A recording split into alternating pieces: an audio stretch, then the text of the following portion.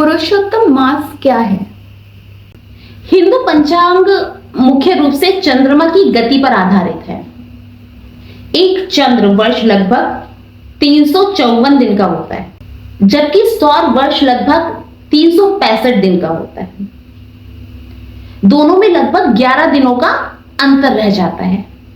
यह अंतर हर वर्ष बढ़ता जाता है। लगभग 3 वर्षों में यह अंतर 33 दिनों का हो जाता है। इस अंतर को सुरक्षित करने के लिए एक अतिरिक्त महीना जोड़ा जाता है, जिसे अधिक मास कहा जाता है। साक्षी, इसका नाम पुरुषोत्तम मास कैसे पड़ा? पुराणों के अनुसार पहले इस अतिरिक्त महीने का कोई महत्व नहीं था। इसे मल मास कहा जाता था और लोग इसे अशुभ मानते थे। कथा के अनुसार यह मास भगवान विष्णु के पास गया और उपेक्षा का दुख सुनाया। तब भगवान विष्णु ने इसे अपना नाम पुरुषोत्तम प्रदान किया। पुरुषोत्तम भगवान विष्णु का विशेष नाम है, जिसका अर्थ है सर्वश्रेष्ठ, पुरुष सर्वोच्च परमात्मा। तब से यह महीना पुरुषोत्तम मास कहलाया और अत्यंत पवित्र माने जाने लगा। साक्षी, हमने सुना है कि इस महीने में पूजा पाठ नहीं करनी चाहिए, क्या ये सत्य है?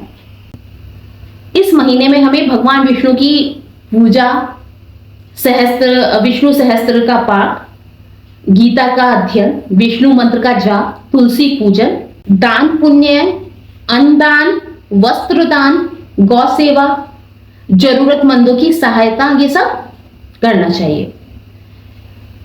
सात्विक भोजन, क्रोध और अहंकार का त्याग करना चाहिए। धार्मिक ग्रंथों का अध्ययन, विशेष रूप से श्रीमद् भगवत गीता, भगवत पुराण और विष्णु पुराण का अध्ययन करना चाहिए।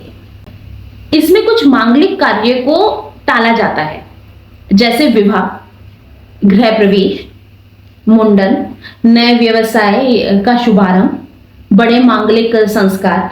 हालांकि दैनिक पूजा पाठ, जप, तप, दान और धार्मिक कार्य पूरी तरह से शुभ माने जाते हैं।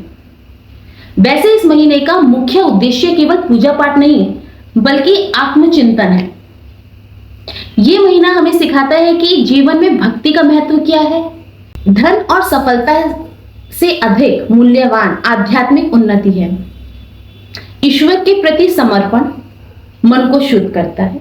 कहा जाता है पुरुषोत्तम मास में किए गए जप, तप, दान और पूजा का फल सामान्य दिनों की अपेक्षा कई गुना अधिक प्राप्त होता है। इसलिए इसे भक्ति और साधना का विशेष महीना भी कहा जाता है।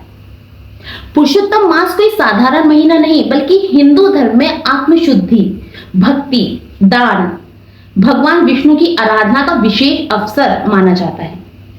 लेकिन धार्मिक दृष्टि से यह भगवान विष्णु की विशेष कृपा प्राप्त करने का समय भी माना जाता है।